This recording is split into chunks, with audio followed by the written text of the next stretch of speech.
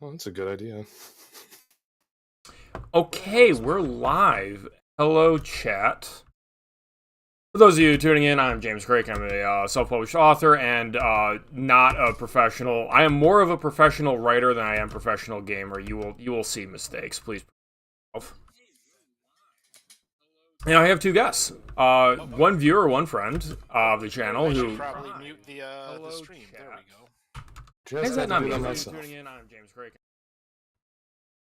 You know, I remembered to mute my phone, but I didn't actually mute the tab for the stream. I'll learn this one of these days. I will say it did add a certain gravitas to your voice to hear it double reverb. But Dude, I gotta get like an effects pedal. Actually, I need to get a soundboard. Oh boy. All the cool streamers have soundboards. Hey, John, how's it going? Well, he's apparently angry that he's been bamboozled. It's not Halo 4. This is Satisfactory, John. He deleted it. It's too late. We already saw it. I saw that. But no, the draft is in our hearts, and more specifically on Adam's brain, because he's viewer. He came on to talk about it, so we're going to find out what his deal is. Last time we were talking about Men in Black except supernatural vampire killers, which was pretty cool. Oh, that is cool. If you can execute it well, because there were some issues with like how to introduce like the hook and such that even the author was aware of as an issue. But I think we came out of that with pretty good solution. I'm going to judge John A. Douglas as guilty for editing that sentence. Okay, let me see here. Satisfactory is a game about building factories that build other things, that build more things, that go to space so you can build more things. And along the way, you make an absolute faster. I thought the game was about punching bushes the way you had to start there. And as you might have noticed last time you tuned in, I didn't realize how power grids worked in this factory. So while we discuss this story draft, I'm going to be trying to fix my power grid. As you can see, a bunch of stuff is just randomly turning off. And it's a disaster. What's with the giant presents everywhere? Holiday event. I don't feel like researching because I'm too early in the game.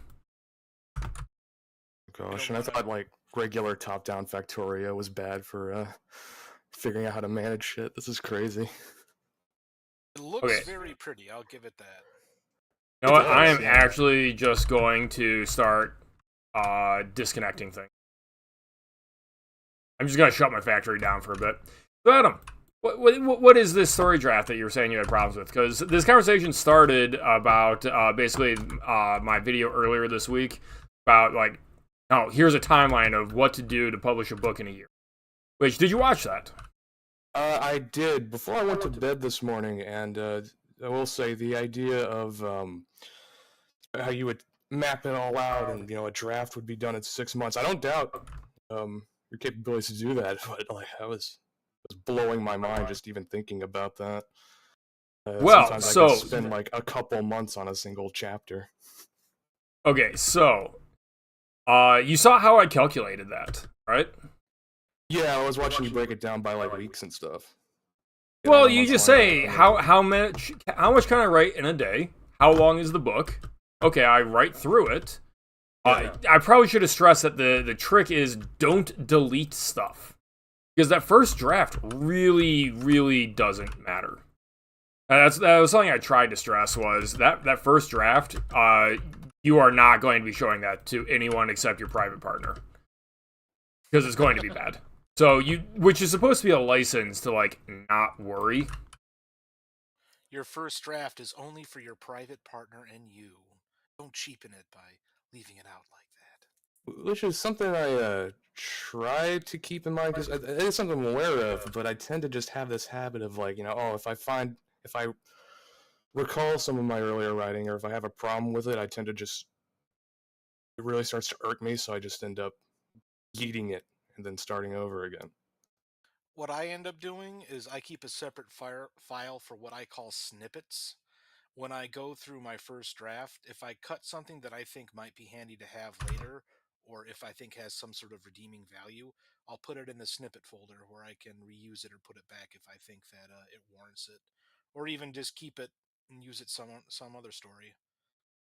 Yeah, and I now have you a see why I similar brought on thing. another writer, because I'm a madman. I just write through from beginning to end. You're a maniac. Actual insanity, although it seems to work for you. He's a maniac. Well, the thing is that like it's literally just that I have more writing under my belt. That is the only thing I attribute it to.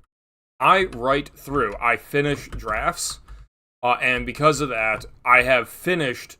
Well, like I don't mean this as like a flex or anything, but like how many novels have you finished? With no judgment on quality, just purely how many have you finished? 4. I don't think I've finished a single one. So I'm at like 25. Which, again, I don't mean that as a flex. I mean that as advocating for just right. Because just right and you will get better. That was something in the timeline of the reason I recommended writing a second book, a completely unrelated book, before even beginning editing, is because it'll just make you learn things. You will learn things from the effort of it. James, are you telling me that if you practice a skill and keep at it, you'll eventually get better? I don't know if I buy this. You've got me! Look, all I need to know is how to get rich. Quick. Yeah, I need to, pay an upfront thing for like a guide on that, like get rich quick in about 4 to 6 months. And if you go to my Twitter, you can buy my Get Rich Quick book free. No, it may not actually be free. Boy. I'm surprised it's 25. I was expecting like 15. Like, do you have a bunch of stuff that is unpublished and just is kind of hidden deep in a vault somewhere? Because I know you got Blackstone is at like what 2 or 3, and then you've got like your space story makes 4. Your web novel that I really liked that you hated for some reason, even though I think it's really good, and therefore it is because I'm objectively correct, was 5. You're currently going web novel. The Undying Emperor makes 6. No. Whoa, hey, excuse me. Excuse me. How many books did you count The Undying Emperor as? Oh, I get it. How many books does it count? Okay, am I gonna have to pull like the Gimli thing here? It still counts as 1! It does not count as 1. It counts as at least 7. There are 7 books in that series. That would be like counting Bastion Blackstone as 1 book, you bastard. I'm surprised you didn't say that would be like counting a Game of Thrones as a Song of Ice and Fire as 1 book. That would have been the better analogy.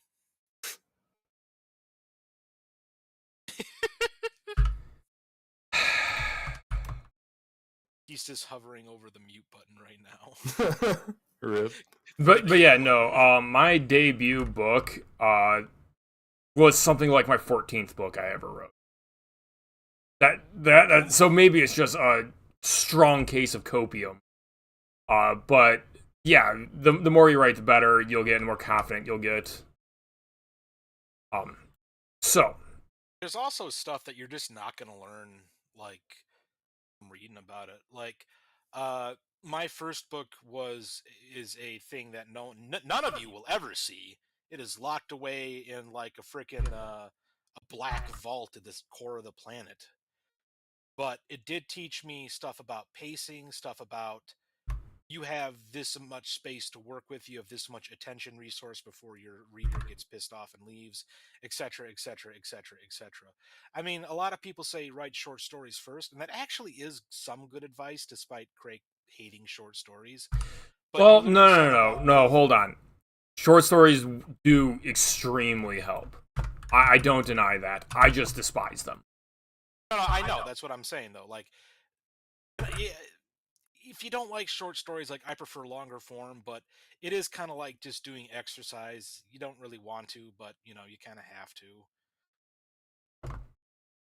Yeah, I mean, There's stuff that you're not going to learn other than doing is the bulk of that. I definitely saw that firsthand when Craig asked me to be a better beta reader, and at first I had no idea what the hell was that even really was. I mean, I knew the concept, but then I actually started to like do it more, and it's like, oh, this is how you analyze and critique stuff.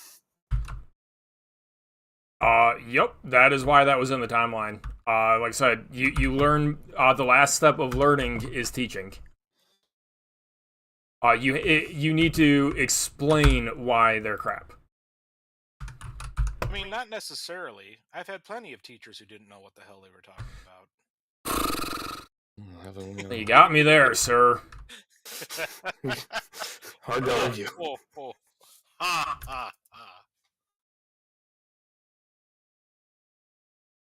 So anyway, we're going around in generalities.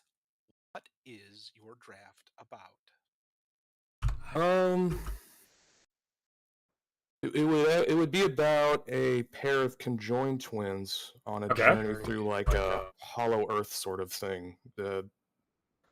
Like a place where Atlantis and Agartha and all that theosophical shit are just all in one sort of world. Okay. And mostly utopian in nature as well. Okay, first question. Are they currently conjoined or are they previously conjoined? Currently and like by birth. Okay. So Craig is going to not like this advice. Why is that? Given how underrepresented that is in fiction, you might be able to leverage that into a good hook for mainstream publication. Because I can't think of a single story with conjoined twins as the protagonists. I've looked and I've yet to find it, even though it seems obvious to me, but I hadn't seen much of it. I don't want to say hold on. But... Is there an Eve conjoined to you next to the mic right now? There is not. There is my computer like roaring because it is dying, I think. But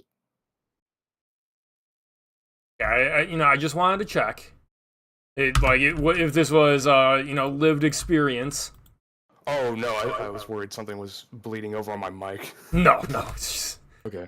That's normally how these stories get sold, right? Is lived experience. Yeah, that's what I've heard. Which I should probably get some caving experience in. That's what my dad keeps telling me. Dude, caving scares the shit out of me. Just watch a bunch of YouTube videos on caving. You'll get all the experience with none of the risk of death. Yeah, that's the other thing. I actually, in Pennsylvania, I went into, I think it's Crystal Cave, which was a very, it's a relatively small cave, at least compared to like something like Carlsbad Caverns or something. But it was very interesting because they all shepherd you in. There's a lit path. When you get to the deepest part of the cave, they shut all lights off and you can see what actual pitch blackness is like. It was quite interesting. Wow, that's horrifying. Well, it's just darkness. I mean, you go to bed, don't you? You don't have a nightlight. Oh yeah, you don't have a nightlight? James immediately loses 20 subscribers because of shaming the nightlight community. Hey, fuck you, man! It's scary out there. Oh boy, it was actually quite beautiful. But if you don't have the resources, that's kind of the thing in the internet age. You shouldn't be shy about using your resources to go figure out what stuff is that you've never experienced, which is worded horribly, but I think you get the idea. It's like hopefully you will never be shot in combat, but you might have to write an action scene, and in that case, there are 80 million interviews with soldiers and policemen about what it feels to get shot in the chest. You can read one. This would definitely be better to read about it in that case than to just go to Compton and provoke somebody, do some unwise shit. Yeah, or you can strap on a Kevlar. Hire me. I'll fly out, pay my expenses, and for a modest fee, I will shoot you. Whoa! I don't know about this. This is my stream. Hold on, guys. What prices were you running? What is going on? Okay, on a significantly less lethal subject, I actually kind of want to get tased. You into that, or? Oh. Like, you can volunteer to get tased as part of, like, police training. Like pepper spraying. You don't even have to volunteer if your friend's a cop. Mm-hmm. On an unrelated note, I have a story for you. Yeah, just jaywalk in the wrong neighborhood. No, I have a friend who's a sheriff, and he was just going through police training, and he thought it would be a hoot to show off his skills while I was messing around with the Wii, because we were playing Super Smash at the time. And he snuck up behind me and put me in a blood chokehold. And yeah, I said to myself, "Oh, that's all this is? This is easy. I can wriggle out of." I can tell you what it's like to fall unconscious because blood has stopped going to your brain. It's very odd, actually. I would describe it as there's kind of like an encroaching fuzziness of the brain, kind of like you're going to sleep. Then it's almost like being really drunk because your thoughts come in all disjointed, and then it's just complete oblivion. Because the next thing I knew, I was waking up, and people were like snapping their fingers in front of me, and like, "Oh shit, I didn't think it would work like that. Sorry, man." I mean, I guess it makes sense. People do use that to accentuate their highs and all that. Whoa. Different reason to stop that conversation. Good point. Well, I didn't get a high off it. I got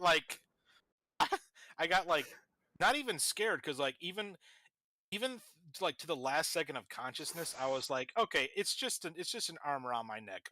I can just squeeze out of it, or like put my hands here. I'll be fine. It's like you don't even really see it coming unless you know, like, unless you know how it works. It was very, very strange. But if I ever have to write that scene, I can write it from lived experience. And so for all you authors out there, what you should really do is befriend a cop and ask him to choke you. And then you'll get all the experience you need for those tense standoff moments that you just want to write about. There are no drawbacks to this whatsoever. No, Write that down. drawbacks to yeah, write that down. Oh boy.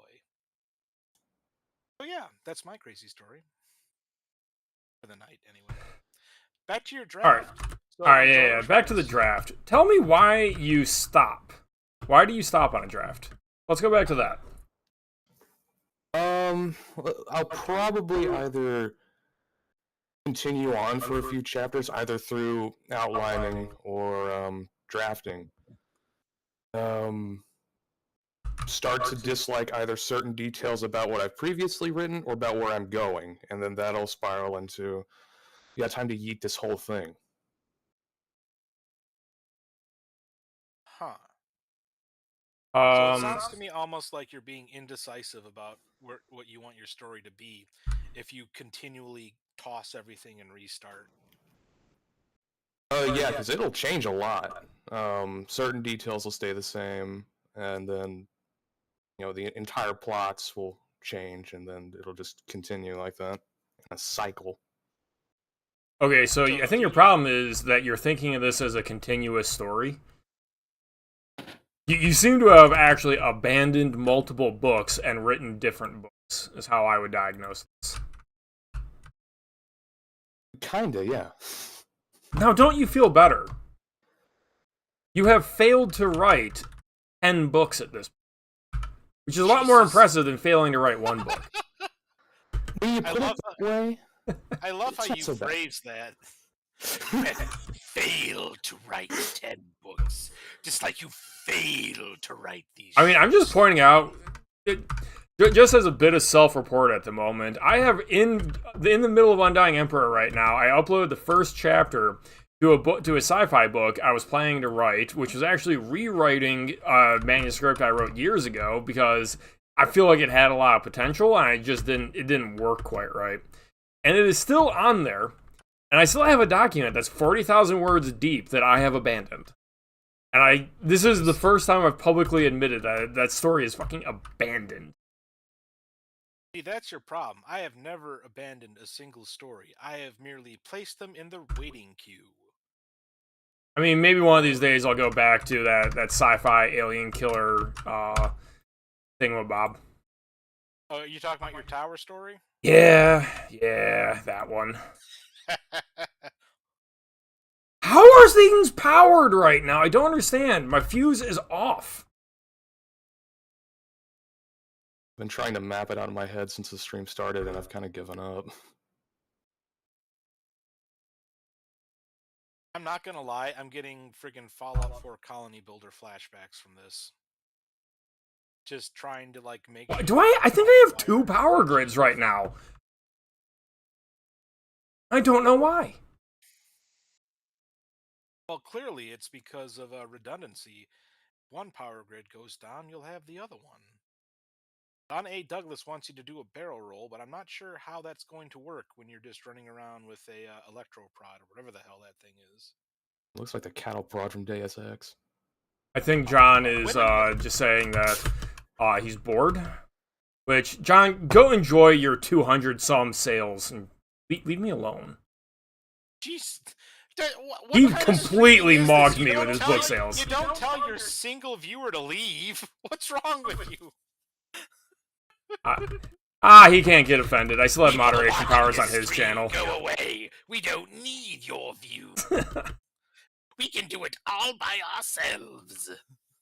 Speaking of Deus Ex, when are you gonna stream that again? You were the one that was like sick and dying and working. I have been available actually. Oh, I thought. Okay, well, shit then. I'm going to remind you that I get updates whenever you beta read and comment on things. I get them emailed to my phone. So because I saw that you weren't doing that, I was just like, oh, he must still be busy. Yes, I was. So I wasn't bugging you about it. All right. Well, I appreciate that. I thought I'm not used to that. I assumed that it just fell by the wayside, and you were also busy. But yeah, I will look at my schedule and find out when I am free, and we will schedule a time because I have got to be present when you play Deus Ex. Stick with the Gep gun. Out of the prod, just in case we're police. John A. Douglas says he can't not be an a-hole. It's his brand, which is the author version. No, I'm not gonna say that. Hey, John, while you're somewhat a captured audience, are you gonna schedule the Watcher of the Dam discussion? What's the deal? It's the one where they were walking around, right? Yeah. So, that book, Watcher of the Dam by R. Snow, has quite a few things that are good about it. But it was part of a series. Which means that the author needs to make decisions about where do you break the books. And I strongly believe that if the middle climax, I call it a false climax, was the end of book 1, it would have been like I have a lot of experience with false climaxes. And hold on. If it wasn't a pain in the ass to tab out of this game, you'd get booted. Yeah, I know. I had to. It was obligatory. It's right there, man. It was too easy. Yeah, pretty much. I'm a lazy jokester. But that the first book, if you had cut there, would have actually been top tier shit. But the thing is, it would have been a tense action book that set up a romance. Because it's supposed to be a romance series, the second half of the book was them walking and talking, and then it ends with them boning. And that's the climax, because that, don't you know, that's how romance stories end. They end with them hooking up. Well, I mean, that part is true, but there being a clear delineation between talking and hand-holding and, oh, we're in an action scene now, sounds kind of wretched, if I'm being honest. I know this is the whole comparing books to movies and stuff, but if you want an example of like mixing action and romance, just fucking look at Indiana Jones, where it's like he's on that fucking hunt for the Ark of the Covenant, and then interspersed are moments with Marion, and there you go. And by the end of it, they're like walking away together. The way it was described in that review video of yours, it almost sounded like a red versus blue video without any punchlines or standing. Okay, I'd like to say I may be bad for comparing it to a movie, but at least I didn't compare it to Red versus Blue. Are they still making Red versus Blue episodes? I think they gave up after that really bad flop they had. I don't know. I don't know what Rooster's Teeth is doing anymore. Neither does Rooster's Teeth, man. They can't. They have lost so. First of all, Ruby's a disaster. Second of all, despite it being a disaster, it's the only thing that's turning a profit for them. All right, can you repeat that, Adam? What'd you say? I said I stopped watching it after the hot redhead chick died. She yeah, no, literally, that's when you should stop watching, because everything after that is like retcons and basically authorized fan fiction, and it's terrible. But like everything else they've ever tried to do, has flopped. Quite literally, it seems like they drove out the only content, the only quality people that they had with talent. I don't understand, Craig. Don't you understand I was cursed to become a bird? So John, that is a fair point. So when are you going? If you do want author panels, I would be interested in joining. Keep me posted. I am reading chat as well as waiting for Space Elevators to finish. For anyone just tuning in, like I have successfully completed rebuilding my power grid, I think. Are there any threats in this game, or is it just building? There are threats, but they're not very serious. Or at least, at this point, they're not very serious. You should have seen me try to get this started where I didn't have a weapon, and I got spawn camped by 5 boars. Oh yeah, I remember that. So I had... When that happened. Yeah, I had to try to manually build a weapon the hard way, instead of... Because I couldn't complete quests to get it rewarded to me. I had to manually build it while dodging boars and like climbing on top of buildings. Because if you don't have this cattle prod, yeah, John is correct. Well, I don't know. Monty wasn't the joke writer, but Monty was the animator. And when they ran out of jokes, they relied on the animation. Because, like, you can run out of jokes. That's something I need to do a video on. I'd probably actually be talking about One Punch Man. One Punch Man is basically over. Like, there are a few mysteries to explore, but there are no jokes left to be had. Which is probably going to be a controversial video. Are they doing any more seasons of the anime? Because that's how I was exposed to One Punch Man.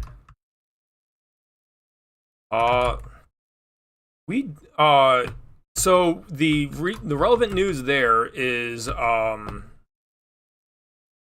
Murata. That's his name, right? Murata is the good artist. Okay, so the good artist has declared that he's starting his own animation studio, and the kind of assumption that everyone has is that he's doing it because season 2 of One Punch Man was so bad. Nice. Yeah, Archer's a great example. Rick and Morty, too, I would say, is a story that ran out of jokes. Yeah. Having, out of curiosity, I had a look at some of the more recent episodes. I'm inclined to agree. Well, that would mean admitting to the fact that I've seen Rick and Morty, so never mind. I feel like we've gone on a massive tangent. Yeah, so let's go back to your current book. How about that? Oh my god, coal power. Oh my god, gentlemen. I can begin automating Power. We have left the Stone Age. We're about to, bro. We are about to. If I can find rotors. I've gained the ability to use coal power. I suddenly feel an indescribable urge to take children and force them to labor in my factory. Wear a top hat and a monocle. So do you actually have, like, any outlines ready for your conjoined twin joins? Yeah, so what are you trying to do right now? Like, what is chapter 1? Let's start there. I wanted it to open with a problem, so be like trapped in a family crypt, not a way to get out, and then they just kind of find a path that leads deeper, and that goes into like weird caves and mushroom biomes and shit. I feel like that's been done in an H.P. Lovecraft story, but you can execute it in a different way. So Yeah, that's public domain, just like I've read Mickey a Mouse. couple of his, but not all of them. okay, so they get trapped in a family crypt. They find like the secret entrance to. Oh no, it wasn't H.P. Lovecraft. There's actually a really old adventure game that I can't friggin' remember. It starts off in like literally this little shack in the woods. You get into a cave, then you keep following the cave, and it opens up into frickin' Pellucidar or whatever the hell it's called, which is one of the names for the Hollow Earth. Anyway, okay, so you have these start, but you're not quite sure where the hell what they're doing once. All right, hold on. I have a question I have to ask. How are they conjoined? What body parts are they sharing? It's like, just think of like a two-headed person. Okay. Just two heads on a similar head of shoulders. Oh, an Etten, basically. I basically wasn't going to say that. You know what I mean. I'm not. Anyway. All right. The way I tried to do these, one of the reasons I can just sit down and write through a story is, and it's what I recommend. Oh, that's how it gets labeled. What the fuck? You will never know James's sage No, wisdom unless he was distracted by something shiny. Assuming that you are writing to sell and not just for your own enjoyment, you want to start with what is like the high level summary of the book. Like, what's the pitch? For example, this is a deep space horror story, right? And then, like, as long as you know, okay, it's this kind of story, you can make sure that the stuff happening in the book fits that kind of story. For example, I'm opening a horror story up. But I don't want to open with a monster, so I have to open with something else scary. What's scary in deep space? Drifting, alone, helpless, without any Delta V to get back to safety, and you radio for help, and they can't get to you in time. And then you end up on a derelict wreck where the monster is, right? Okay. I feel like Delta V would be a good space horror title. You make it about drifting in space. Do you have anything? Because Craig's like, I agree with what Craig says. A piece of advice that was also given to me is you can kind of flail around blindly for a bit, but pretty quickly you should have a vague idea of how to sum up your story in like 2 sentences. It's probably going to change as you kind of get a better feel for the characters in the world and all that stuff. But just to kind of keep you on track as a guidepost, try to think of what your pitch could be. And by pitch, I mean like the 5-second pitch that you'd give to like an agent in an elevator if like you were trapped and you had an opportunity. Like, I don't know. George R. R. Martin walks by and he's like, "Hey kid, what's up?" And like you got 5 seconds to like tell him a book idea that he can give to his agent because for some reason he's feeling magnanimous and the stars are aligned or something. If you had like that one shot, how would you describe it in 5 seconds? That sort of thing. Like, yeah, and a big reason that you should figure that out, it isn't just to help with the drafting. It's so that when you try to sell it to somebody, you can explain what it is. Such as, I wrote a heist story based on the GameStop short squeeze and set it inside totally not World of Warcraft, and it's funny. right? I was going to try and think of a way to pitch Ship of Fools. James, you got one ready for that? I got nothing for Ship of Fools, man. That is why I can't sell that book. I don't know how to describe it without just giving away what it is.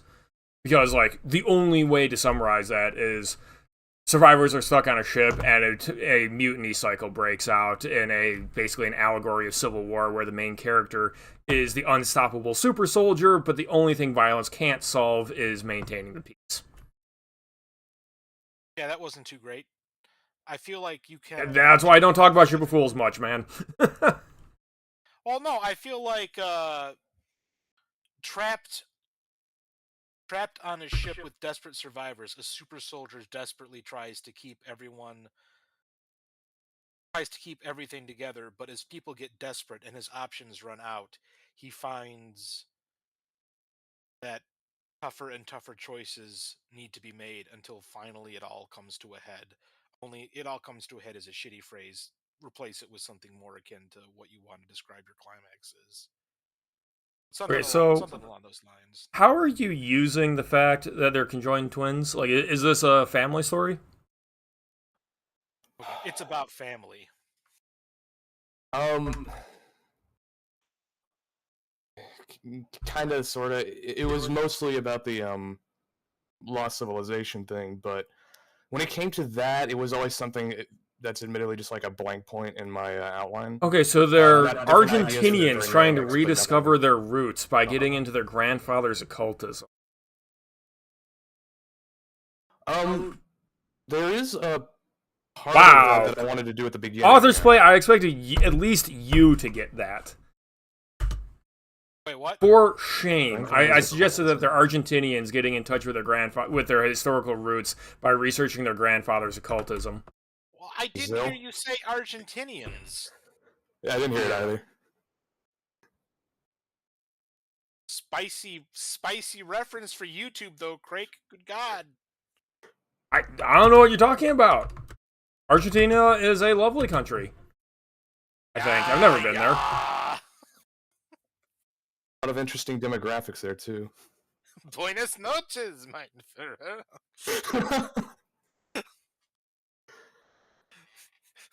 Das Wagenphone ist ein Nuisance-Phone.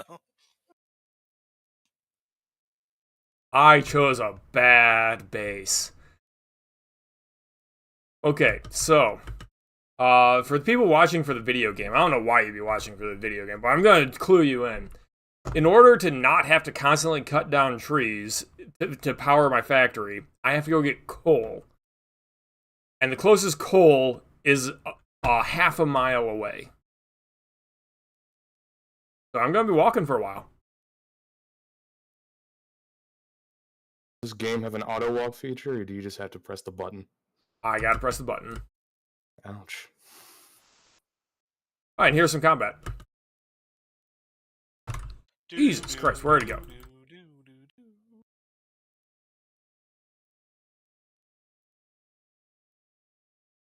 Alright, so... Yeah, I mean, I hate to say this, but it kind of sounds like you have... Not quite a draft. You have a premise. Like, who's the what's the opposing force? Like, what are their goals? Are they just? That's the other thing that I was trying to figure out, is because I wanted it to be more based on like the utopian fiction that kind of inspired me. The problem is, for the record, there's nothing wrong with a cozy travelogue. Like, if it is just two brothers exploring a bizarre location, you actually can get some mileage out of that. Well, yeah, but in that case, you're kind of going through man versus nature, aren't you? With the idea being that, yeah, it's just a cozy travelogue, blah, blah, blah. But, like, how are they getting food? How are they surviving? Something like that. I mean, you still got to have some amount of tension, don't you? The conflict that was in my head was, like, as they go deeper, they find more and more perfect civilizations and keep wanting to, find the state of absolute perfection. And they just keep going deeper, keep desiring more. So they're dwarves. Chapter by chapter problems I haven't really... Dig deep and dig greedily? Kinda, yeah. It almost kind of sounds like It sounds vaguely like Gulliver's Travels, where like Yeah, this does actually have all some these- Gulliver's Travels vibes, which is not a bad thing at all. Which is another book I haven't read. I was actually thinking of putting that on the book club. It's like a short book from the canon, right? Yep.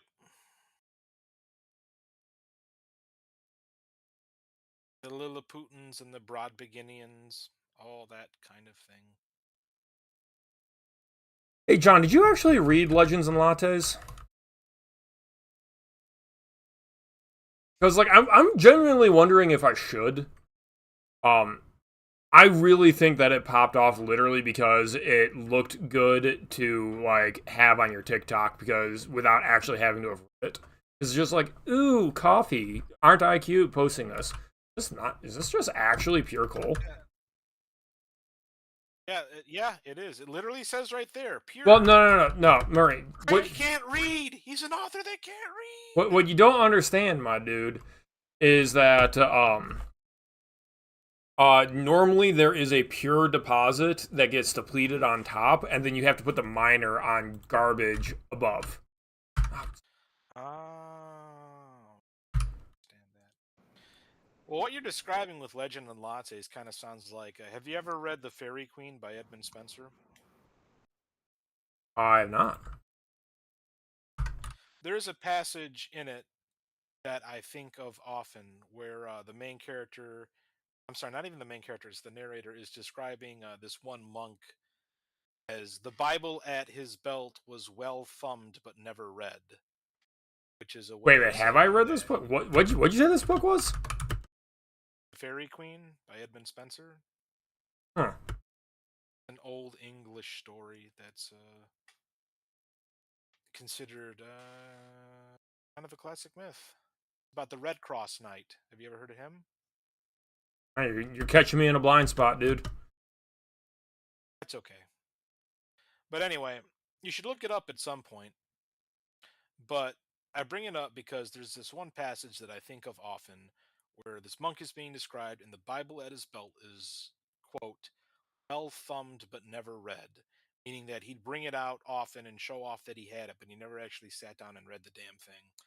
And more, I think of that as I look at the performative nature of a lot of books and stuff nowadays. Although you can also read it as even back in the friggin' 1400s, authors were bitching that people were posers.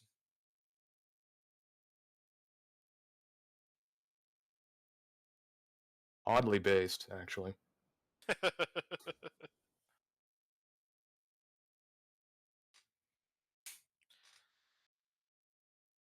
Had things I like, orcs and coffee.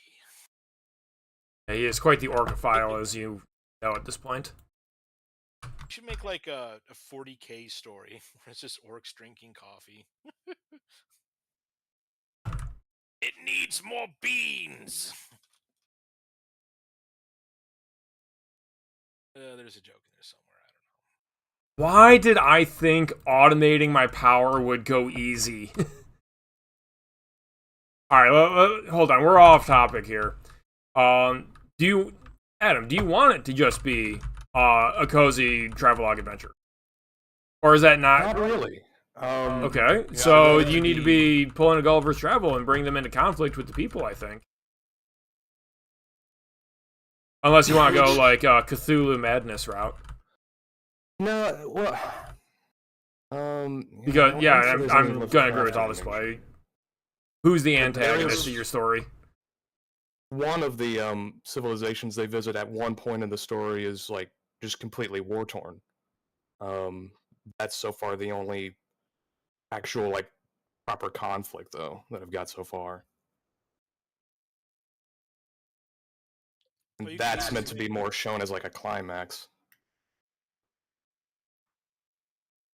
You could easily make it so that unknowingly the twins disrupt some taboo or do something they're not supposed to. That I mean, you can pull a Halo and just make humans the precursor race that sparks a civil war by existing.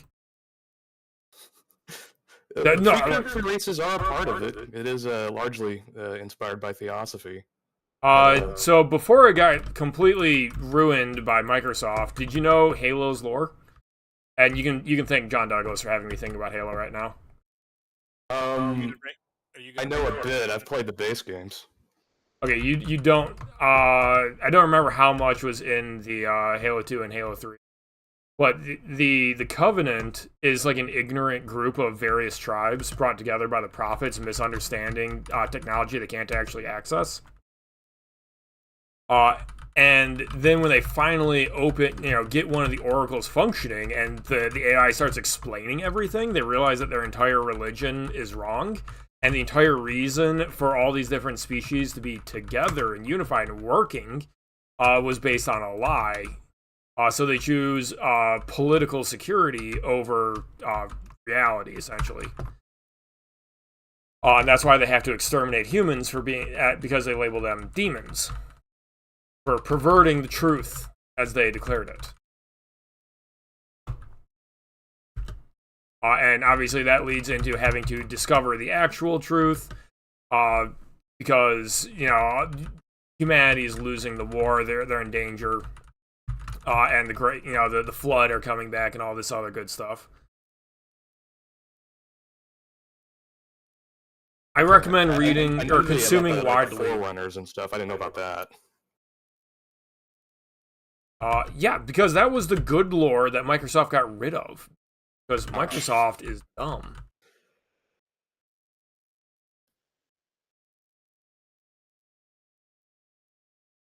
What'd they end up replacing it with then? No idea.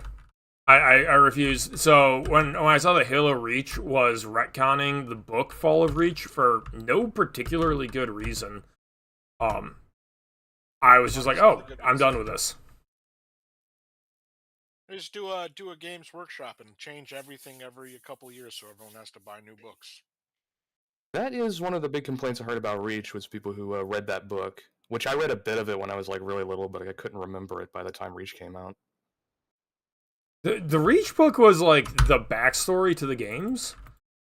And it's the book that explained why Master Chief is the main character. And it was a great reason for him to be the main character. Wasn't it just that he was lucky? That he's the last survivor, how I would describe it. Oh, alright. Oh, no, wasn't it like all the Spartans had something they were really good at? Like one Spartan was like the best marksman, and one was like. Then like Chief's thing was like he was kind of good at all of them, not really, but everyone else beat him. But then again, he also was super lucky and always seemed to be in the right place at the right time. Something like that. Pretty much.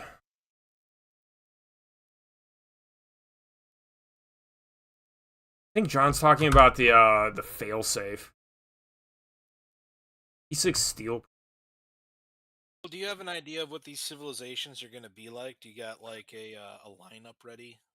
Yes. So like I've got one that's mostly based on like Hinduish culture. One that's literally based on the Third Reich. The other ones I'm still trying to figure out. Mainly just like Hyperborea would be one of them. I want to kind of try to incorporate like Viking shit with that. Atlantis, I have no idea what I want to do with.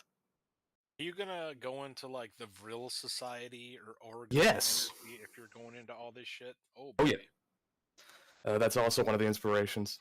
One of the characters I wanted to write for was as a main like sort of party member, if you want to call it that, is Maria Orsic, who may or may not have been real. Probably wasn't, but if you see like the History Channel memes with like Hitler shaking hands with aliens, her face is normally attributed to that.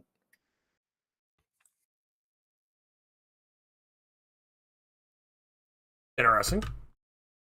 Okay, so what? This underground world is going to be built by various cultures that have accidentally ended up down there, or are they just surprisingly reminiscent? Which is it kind of draws on what like the old science talked about, like there was like a predecessor race, but they got driven underground by a flood or a deluge, and their perfect civilization was wiped out. At least on the surface. Isn't that also kind of like the Atlantis factor? Yes. How many can we name There's Atlantis, there's Mu, there's Lemuria, there's Ur. Okay, so Ultima Thule, Shambhala, Shangri-La. oh, I forgot Uh, about those good ones. Yeah. I'm trying to think of others. Meru. Well, there you go. You got a whole bunch. I do. It's just a matter of like arranging them, figure out what I want to do with them. John A. Douglas can no longer bless us with his presence. He must Have a good go one, out John. for money. Let me know about the author panel. Yep. Have a good one. Okay, so you have world builder's disease. No offense, man. Yeah, That's why I diagnose you with. You have world builder. Can you define this ailment? You know the world, and you've put all your successful brain power into the world, but you don't actually have a story. Which is why you're here, I guess. So, like, Yeah, and it's an ironic problem because I used to kind of like, to the very few people I've ever mentioned this to, I've kind of almost boasted to the fact that, yeah, I'm not too focused on world building. But then I started reading shit like The Secret Doctrine or like Atlantis, the Antediluvian World. I was like, oh, wait, there's like some good shit I could pull from. no. Have you read my stuff? I love world building, man. It's no fault. Oh, yeah, I'm aware. It's just, it was always like something I thought was like, I've always heard like, oh, you know, people get too distracted by world building, so I'm like, I'll just avoid that altogether. Actually, Try what to I think may squarely have zero in on the characters, but yeah, I think actually I apologize. What I think actually happened was you've probably had story ideas but you're not telling us about them because you've abandoned those ideas as earlier discussed, and what you kept is all your world building. okay, I didn't actually consider that. Yeah, pretty much, because some of the earlier ideas were like, they always began the same way. Find a cave, it just keeps going deeper. Um, I can't, I'd have to go back and look at some of those earlier drafts. I can't remember specifically what they were about. It was mostly a case of like, and the reason they got scrapped was because a lot of the actual interior of the book, like the world and shit, was very barren and empty. And there wasn't a lot of room for like character conflict or anything like that. It was I equate it to like what you criticize the Long Moonlight for, and being a lot of aimless wandering.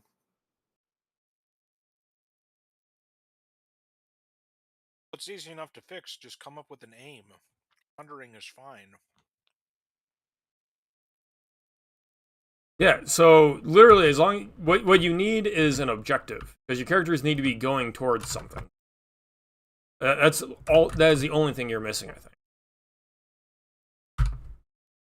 I've thought of a couple of different like character motivations for that, like you know, trying to find a Gartha, which would be like the as said by characters constantly throughout the story. Yeah, that's the truly perfect society. One of the characters, the real bitch, wants to save her Reich from going fall of Berlin mode. I feel like you can very easily, if they're trying to get to Agartha, I feel like the knee-jerk response is they get to Agartha and it's either a myth or it's got some giant flaw because the moral of the story is no society is perfect. Um, that is definitely the moral was like, yeah, it was that. They also, oh yeah, look at all these utopian ideas here that these civilizations have started, and then each one is suffering from some sort of problem, like behavioral sinks and shit. Um, for Agartha, I wanted it to be a purely almost incorporeal thing. Like, at this point, you've eliminated all your needs, all your like corporeal needs. You know, you have no wants for like wealth or anything. So now you're trying to eliminate the struggles of the body. So you know, breathing is like a problem for them. You know, moving, they would consider that flaw or a flaw. So it'd be I more about almost basically just killing yourself and becoming like a spiritual being almost. they come to Agartha, it's just a giant picture of the kill yourself, my man. Basically, that's basically what's your god name. Oh man. Uh so this is reminding me of, are you familiar with Nemesis the Warlock? Never heard of it. It is the heavy metal comic that about half of Warhammer 40k was originally based off of. Also, But the other half that they didn't nick from Dune, I take it. Yes. Correct. It is also very funny to me because in Nemesis, it's explicit that the Imperium are the bad guys, and to see like the spin-off, be like everyone wank the Emperor so much is very amusing because I'm gonna wager that 95% of people who are familiar with 40K nowadays don't know the original source material. Probably But enough accurate. about that. There is an issue where they go to a planet or I think it might be Earth in the far, far, far, far future, but I can't remember for sure. But there is a planet where all the people on it effectively their final evolution was they gave up their physical bodies and just went into the ocean and kind of became one with the ocean, and the ocean is just them kind of dreaming for eternity. That's their perfect society that they think is like the end point of civilization. I think something like that might be interesting for you to pull because there's another big point, and that is what people consider a perfect civilization changes over time. Like, look at Utopia, the original book. Talking You about actually, Plato's. yeah, like the philosopher kings and all that stuff sounded like friggin' awesome back then. But if you actually read it nowadays, it's kind of sounds kind of like a crappy place to be. Like a lot of people don't have any rights. Your stances are like dictated at birth. It's very heavily hierarchical and structured and almost like a case system, if I remember correctly. It's not great unless you're one of the philosopher kings that rules over it. And I think it was Sir Thomas More that wrote it, not Well, don't forget that in the original, in basically every original version of Utopias, they just kind of gloss over the fact that they require slaves. They just gloss over that. well, ironically enough, that can be solved with robots at some point. Robota? Automata? Yeah, if you can not be stupid about it, which seems less and less likely the more time goes on, because either people want to make the robots humans, which then you're just making slaves with a different name, or they want to go, nah, I don't really want to. Rather than use the machines to free everyone from labor, I'm just going to use them to give me more power. And but that's going to be a rant that goes on for quite some time. That is So true. that's I remember when I read I, Robot for the first time, I think it was like last year, and I was blown away by the fact that they didn't do that. It is so unique to me. I was surprised. Like, iRobot is weird because, like, the moral of one of the stories is like, hey, you know what? Maybe humans should be just ruled by robots, and maybe that'll be a good thing. And I read that, I'm like, yeah, no, no way. And then, like, 20 years later, I'm like, I don't know, maybe.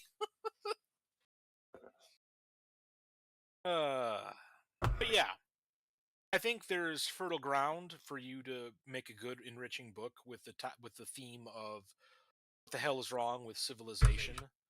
Feel like even though that's been examined many many times, no one has come up with an answer yet, so it is still quite ripe for exploration. Yeah, there you go. If you need an in-character reason for your characters to need to wander through this, if they get trapped, maybe maybe they figure that the only way out is through, so they're like, we go through like all the way, all these All right, layers to the center one, and let's then get wacky. Let's get experimental here. They're live streaming it. oh god, I feel like Yeah, no, that's the entire reason is they have to appease their chat who are funding their trip there. okay, so how the hell is the stream gonna pierce through miles of rock? Unless they're That is a challenge for Adam. that's like Fair maybe if enough. it's like for a future thing, but I feel like if you're doing a live stream thing and you're also making them conjoined twins, that almost makes it seem like a really bizarre like I don't know it comes across as what's the word I want here? Not bombastic. It's like if you're like, oh yeah, it's the world's only conjoined twins live stream. It The words seems like on the like tip of my tongue. All right, but the reason, like, not just because we're literally on a live stream right now. The reason I bring that up though is if what you're doing is talking about Utopia. Oh, did you not know we're live? No, we're literally on a live stream. In addition to literally being on a live stream, talking about books. It's very funny. Now that I've explained it. Anyway. Quite humorous. I had a sensible chuckle, sir. But the reason I brought that up is that by bringing them into contact with Earth constantly, or maybe not even constantly, maybe intermittently, maybe they have to go back and edit their videos for 50 hours. Oh god, I lost my coal. But if what you're trying to do is compare two utopia societies and pick them apart and discuss them and analyze them, you kind of want to compare and contrast. So if they're live streaming, they're reporting back that A answers why they're doing it to an extent. It makes it explicit that they're doing it for research, essentially. Where is the coal? And it gives them motivation and gives context to allow you to explore the idea you apparently want to explore. Oh God! You could do the narration as them talking to chat. Hey, chat, we're in the cave now. We're moving in. They're like, oh God, chat, what do you think of this? What's going on? I'm looking. That would be like a new level of cancer. Dude, you could just embrace the cancer. You could embrace the cancer. Oh, I know. It'd be like a lit RPG on steroids. Dude, you mean a book that would sell? Oh yeah, no, definitely. For the intermission, Clearly. you just have a picture of like their empty chair for an hour. The interlude chapter. That is a good point, though, is I haven't really considered much about the actual surface world. My logic was like, okay, the reader's just going to assume it's the regular world, and as they delve further, they're like, okay, we don't even want to go back because everything's so perfect here. Yeah, definitely go read Gulliver's Travels. What the hell? I guess I need to then. I've got a list of stuff that I still need to read on the topic, like the Edidorfa, but I wasn't even considering Gulliver's Travels. Mainly, I didn't know what it was about. Yeah, no, he literally ends up like on this shipwrecked journey between different islands where he encounters various cultures that keep approaching Utopia until he finds one so perfect that the only flaw is his dumbass, and they kick him out, and he spends the rest of his life crying about it. How's my Spark Notes version? Not bad, not bad. Talk about Adam's other book where he wants to write a story about a futuristic theme park where dinosaurs are brought to life through DNA cloning technology. I'll call it Billy and the Clonosaurus.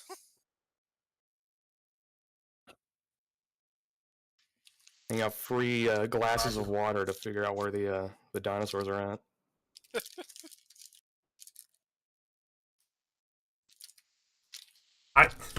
How am I supposed to find water right now? Did I actually choose, like, the worst base location? Because in order to smelt coal, I need to mix raw coal ore with water. And I can't find water. Most abundant resource in the planet? I'm on an alien planet right now. I might find a lost civilization of Vikings. Oh, or maybe the lost Third Reich colony, apparently. You're just or one's inspired by Hindu mythology. Star Trek episodes. You're literally listing off Star Trek episodes right now. Star Trek, that's another thing I haven't sat down to watch. That's okay, neither have I. Which probably sounds like heresy, but the original series, like the first 3 seasons, are like chock full of episodes written by people that would go on to like write like canon books. Like Richard Matheson wrote a bunch. Oh God, brain, why are you doing this to me? Harlan Ellison wrote others. You know, friggin' heavy hitters. Some of them are really good. Yeah, that's because back in the day, Hollywood used to hire actual writers. Well, that's because back in the day, their special effects sucked, so they needed like quality storytelling to bridge the gap. If I can put on my old man pants and cane, waving it around, Nowadays, these whippersnappers just want something shiny on TV, distract them for a while. They don't know what good storytelling is. Oh, back in my day, we had to walk 5 miles in the snow just to see some lizard get punched in the face. And we tied an onion to my belt, which was the style at the time. Oh my god, I've been getting water, finally. I've been getting like physically assaulted by this meme of Old Man Simpson, which was but they put it into a demotivational template where it's just like, so I made my meme like this, which was the style at the time. Oh, that's pain. Ooh, I don't like it.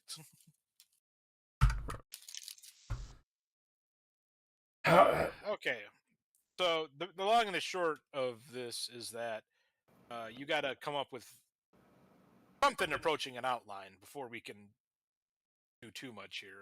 Nah, we've been relatively productive. Oh, I know, entertained. but, like, further.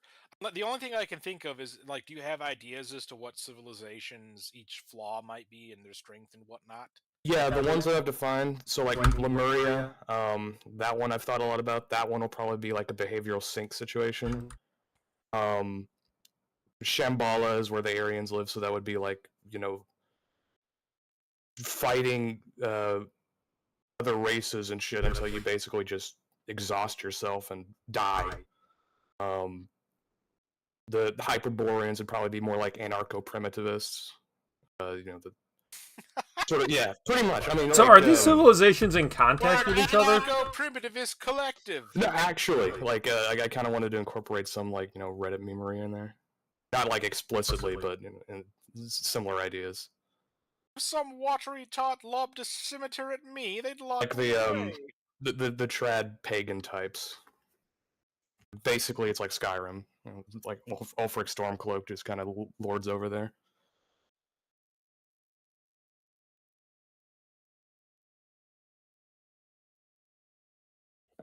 The others I haven't really sat down to actually think about, though.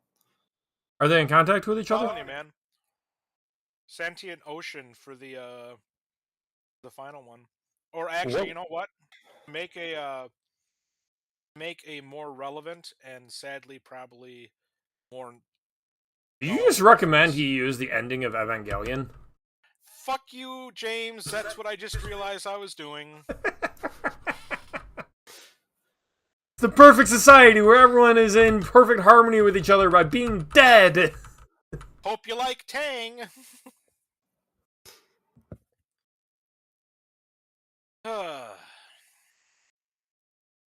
But yeah, I didn't realize until I started talking just then that it was that actually kind of thing that that friggin' issue of Nemesis came out in the friggin' 80s, I think. I wonder if the Evangelion people read it. And what was it called again? Nemesis what? Nemesis the Warlock. Warlock. Alright, I've written that down. I'll add it to the list of shit I need to read. Dude, it's endless. That's why in the timeline I said that you should be. I put research and consumption as a constant task. That is something I do regularly do. Okay, congratulations. Welcome to like the top 5% of creators. Oh, is that where we're at? Dude. Bad out there. Yeah, I figured that was like, goes without saying. I wanted something that people could relate to, so I just feel like continuously read about it. I feel like you can have an easy short story concept. Yeah, having a guy. This is definitely short story territory. You need to explore these ideas and explore them. You'll probably just find the story, to be honest. If you set your target of like less than 10,000 words, right? Mm-hmm.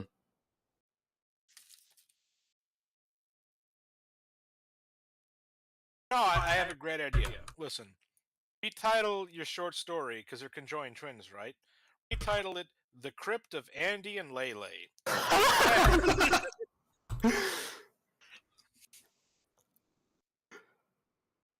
Then all you gotta do is get I do need better to stream sign that. off on some official licensed fiction, and you'll be rolling in dough. Or something, anyway. First. Yeah, it's way down the line, but at some point I do want to write an incest story. I wish I hadn't said anything. Oh, Thanks, Author's Play. Thanks. I bring doom and ruin to all streams I enter. Welcome to hell. 2024 is only 4 days in.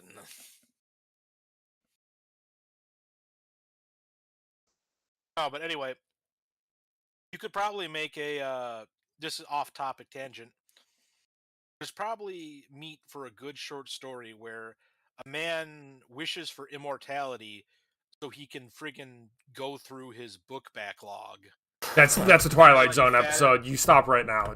That is a Twilight Zone. He breaks his glasses. It's not fair. I finally have time. The same thing. That is not the same thing. Let me finish. Jesus. Anyway. Then, like, you just fast forward, like, 10,000 years, and he's still frantically going through everything, going like, they keep putting up more! I can't read it all! I can't read it all! Adam, how much anime do you watch? When I do watch it, it's normally old stuff. Like, I think the most recent thing I watched was, like, the one, like, about, the immortal elf chick that's, like, a meme. Frieren? Dude, Frieren's so good. Yeah, that isn't one. old. Yeah, Frieren started releasing, the, like, 2 years one, ago. Like, new thing. That and, like, Spy Family. Other than that, it's, like, all Trigun and shit like that. So what I was thinking was that you might have an interesting setup if you pulled an audible on this. Wait, how much copper sheeting do I need right now? What am I doing right now? Oh yeah, the pump. I ask myself that question every day. Figured you were just losing yourself to the machine at this point. I need 20 copper sheets. Okay. But like you could like another option. So another option on getting kind of meta and silly with this concept would be if he's a isekai reincarnator, except he's not going there to like live a new life. He's trying to like debug what is wrong with these other worlds. And they're like, we don't understand. It should be perfect. Why are they all killing each other? Don't be an isekai protagonist. Just be like a deity or something, and be like an angel or a herald. Yeah, and just descend down to heavens and be like, I don't understand. It should be perfect. What's going on here? Like James said.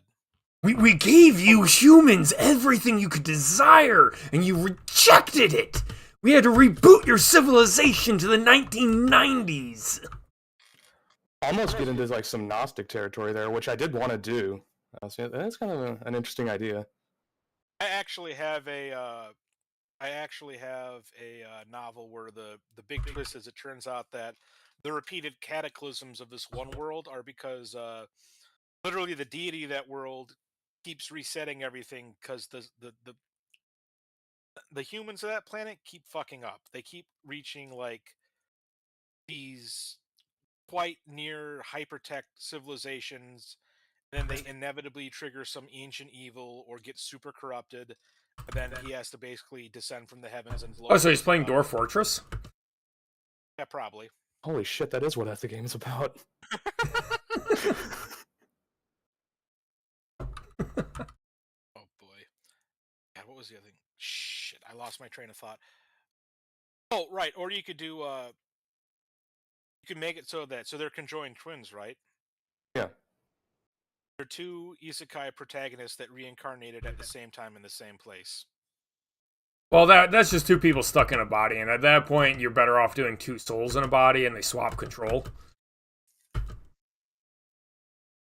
Which is different. The Star Trek transporter malfunction territory. I love the transporter memes where it's like someone getting into the transporter. It's like, so this really doesn't kill me, right? Oh no, it totally kills you. We just delete that memory. Yeah, I've had that thought myself. I like the one where it's shows Chief O'Brien. There are two wolves inside of you.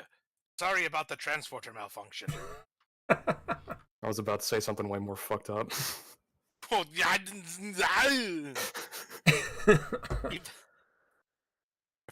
for a brief moment, Author's Play forgot he was on the internet. And then Adam reminded him. Oh, man. God, I need more rotors. You goddamn furry. Ah! Okay, so let's pull the crowd real fast. Out of like, if you have a tail but you're otherwise human, how does that affect your wardrobe? You gotta put holes in your pants. But like, Unless you want to hide it. I mean, my dog's tail is like half an inch from her butthole. If she was wearing pants, she would need a pant leg to cover like the base of her tail or something. James, are you trying to buy pants for your dog? No. He has coats, not pants.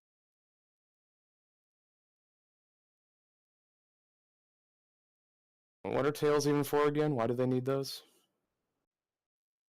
Let you know when they're happy. Oh. Fair. I mean, if a dog smiled at you, it would look kind of weird with all those canine teeth. Dogs can smile. Yeah, I know they can. I've seen the Pitbull memes. Yeah, like the soy jack pointing pit bulls at a child. Oh, God. A friend of mine got a pit bull. Everyone warned him, no, she's the sweetest girl. And quietly, we all took bets. Yeah. And of course, the damn pit bull attacked someone the 1 month no one had covered, so no one won. It was truly a tragedy. I could have won $200. I mean, I guess the lady's face got eaten too, and that's also pretty bad. But $200, come on. My sister had a relatively tame pit bull. I think the worst that dog did was slam its head into a glass panel. A glass pinal, Words are hard. says the author.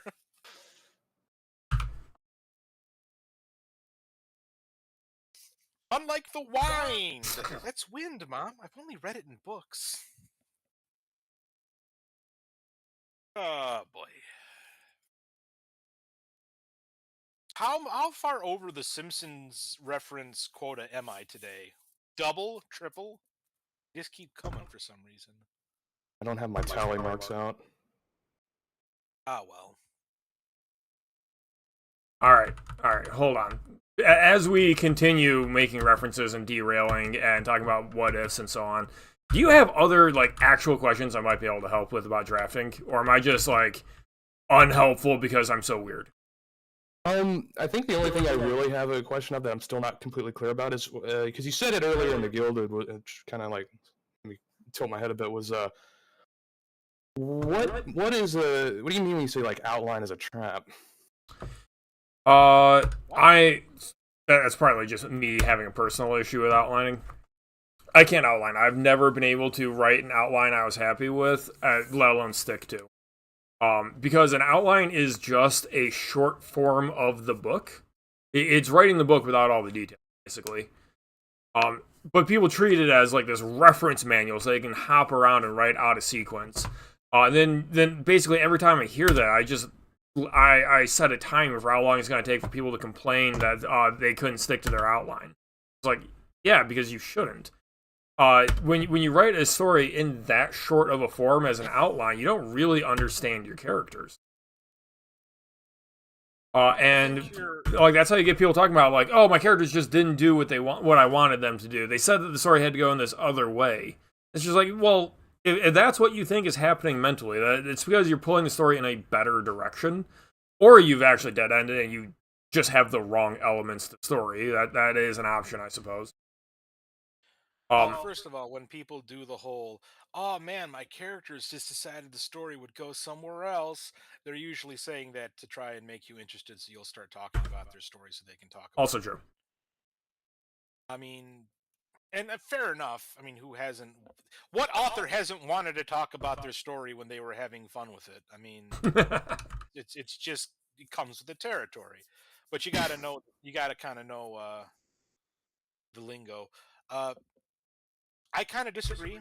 I agree that people should not stick slavishly to an outline, but outlines are useful.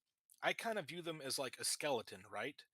So when I have a story idea, I kind of let it kind of brood and percolate in my brain for a little bit. Then I'll sit down and write a first outline where I'll say, okay, so we start off with the protagonist crashing on the new world. Then, like, they meet the natives, they get into some sort of trouble, they meet the rulers. At that point, they have some inkling that something followed them down there. The clue should be here, here, and here. Then, not quite sure what to put in this space. Free space. Then, this attack happens. Then it becomes clear that the villain has followed her down to the surface of the planet. They got to fight. Then they do this. Then they do this. Then they do this. It's like it's basically like a modular framework where you can slip in scenes and ideas, but it gives you an idea of where you're going, about how much time it's going to how much time it's going to take to get there, and it lets you know that, okay, so this first outline, I have completely forgotten about this side character. I need to insert scenes where he does something, so I'll put those here. Blah blah blah blah blah blah blah blah blah. It's like it's all it is a structural framework, and then when you actually start writing the meat and potatoes of it, you can adjust it as needed. And even if you completely derail yourself, at least you'll be able to realize, okay, so I just realized that the main villain is probably going to die halfway through. This is how that would change. Should I cut the book here? Should I keep going? What should I do? It lets you ask those questions with more context than you would be able to just kind of treading water, if you get my meaning. That is my opinion. Okay, it makes sense, and that's kind of how I always treated it. Was like a skeleton. I used to do the same thing. I think Craig has described himself as doing is just go ahead, jump in, write your first draft, and that be your outline. But I kept kind of running into issues where I'd be like, oh yeah, I've written all this stuff, but now there's like again, there'll be a problem that like, okay, maybe this just derailed my whole story, and now I've got to rework it. And so I thought, okay, an outline may help this somehow. It's less writing, but you're still kind of like mapping out the story. You might consider just writing it like as a. All right, so what you might want to try doing is writing the story as though you're trying to drunkenly tell it to somebody at the bar. You might just hit on something funny and clever, and it might just work. That sounds like an interesting modification to that advice where they're like, to outline your story, just act like you have a friend who's very interested in it. And you just say, well, what happens? And he just keeps asking, well, what happens next? Until you hit the end. That's your outline. Yeah, that could work. Bizarre idea, but it makes a lot of sense, strangely. The alternate. Because the reason I say it as you're drunkenly telling it in the bar is because you skip a lot of details. And assuming that you have some practice drunkenly telling stories at a bar anyways. And when you're trying to tell it in short form, you have to keep reminding people why it's a good story to keep them interested. So, because if you just meander giving like a long backstory, you've probably seen people just like lose interest in the story and go, how do I get this drunk to shut up?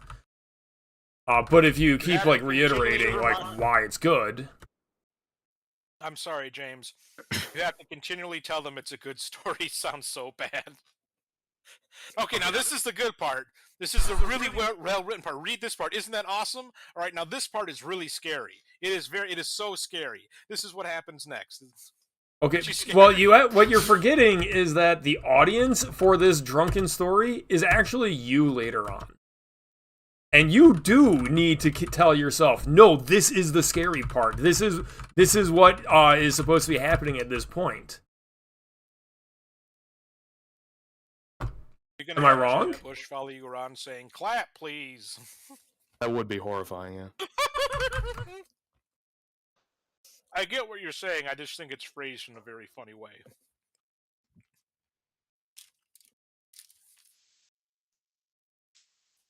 So when I sit down with a story, when it's like, all right, deep space horror thing, That basically is an outline.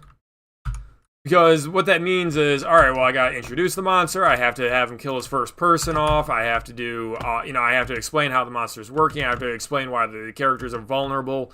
I have to do this. I have to do that, so on and so on. Which is a large reason why I don't like go through a scene by scene thing, because I say this is the type of story. These are my characters. I'm gonna have a guy with degenerative nerve disease that needs to get down planetside with enough money to cure that pronto. And then his symptoms are going to unfortunately be the exact same as the parasite taking over people. And then I'm going to build tension like that because, these people want to do this. They're in conflict with the guy in charge. This guy is the one that knows previous information. Then, this is the inciting incident. So because I know the characters, the character's going to react to the incident like this, and so on. And it just kind of works. It just works. It just works. Insert your Todd Howard joke here. Give me 2 minutes. I have to get up for a second. You'll have to do without my sparkling wit for 120 seconds. But you're like twice as helpful as I am, bro. Get back here. Like, please hold my hand. I'm scared. I know. Don't worry, my children. I will return in the prophecy time. BRB. Lol. So, Adam, you're almost to the end of one of my books, right? Virtually, I think so, yeah. Yeah, so that was part of the reason why I was just like, yeah, come on, because I assume that you actually think I know you might think I know what I'm talking about. Of course, you've actually written books. I haven't. So there's a big difference between writing books and writing good books. So, you're reading Embrace the Blood, right? Yes. Which I think is the first time I've actually heard the title. I've always wondered what ETB means. I guess that's what it means. I keep switching between Embrace the Blood and Enter the Battlefield, and the part of me that still yearns for Magic the Gathering being good wants to call it Enter the Battlefield. Both of them work, that's why you haven't heard. But Embrace the Blood is because they have to absorb blood magic, right? Yeah, I was about to say, that one I think kind of fits a little bit more just based on what I've read. So going into that, I tried to outline that. I actually tried on stream to outline that because I tried to lay out like what are the questions, because that's the core of pacing, right? Is people will read to get a question answered, even if the question is will they hook up? And because it's a cozy post adventure story about running a coffee shop, and you just want to know if they're gonna be happy at the end. That's the question. The reader wants to know. How long can you hold their interest with that? Well, actually, you need to layer in some other questions that you answer faster, and people judge pacing by how fast they get those answers. So I was just like, big brain. I'm going to try and math out exactly how to answer all the questions perfectly. And it was a complete disaster if you watched that live stream back in November. I literally couldn't even finish the outline with it making sense because there were just so many loose ends of world building I didn't have answers. Really? That stream's still up? Yeah. Okay. You go back to October 30th or something. I did it right before National Novel Writing. Scroll through, see if I can find it. Definitely probably be useful to watch later then. So I bring it up because that's one of the reasons that I don't advocate outlining. I can't get it to work. Because I'll get into situations where okay, this story is going to be a demon fighting adventure where, here's my characters. And why are they the ones to fight the demons? Well, they're stuck there. Why? Because they're on a train that gets attacked. Because you got to isolate the characters so they can't just call in the professionals if they aren't themselves the professionals, right? Yeah. I don't know. This story sounds really bad. I'm not sure you should keep working on it. Demons and trainers? Come on. When I was outlining, I was writing into questions of well, what kind of political power does the people of the Academy have? Why are they the ones providing security for this? How much do people know about demons?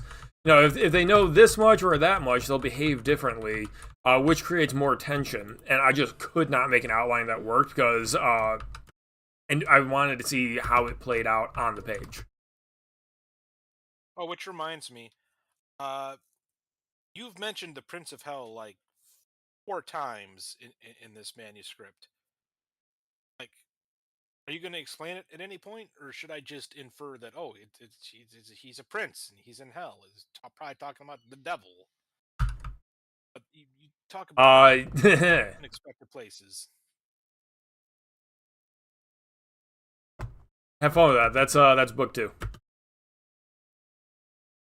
I mean, like, I can just say on this stream because, like, if somebody tracks this down years later, good for you, future viewer. Good for you. The King of Hell is dead. The Prince of Hell is the one over in Hell. He is a human that is fucking their day up, which was the King of Hell's job for thousands of years. Okay, that But makes way more sense because normally that means a bad guy, but you've got people talking about, oh yeah, he's not cool like the Prince of Hell. And I'm like, hey, wait a minute, what? Aren't demons invading your world? What's going on here? the King of Hell was a Sumerian king that fought off an incursion like thousands of years ago, and then just charged at them through the portal, and the portal closed, and he was like, "Well, I'm still gonna kill you all." You realize, and he went full Doomslayer. I'm glad you made the reference because I was going to if you didn't. Oh, absolutely. It is very aware. I am very aware that it's Doomslayer. BRB.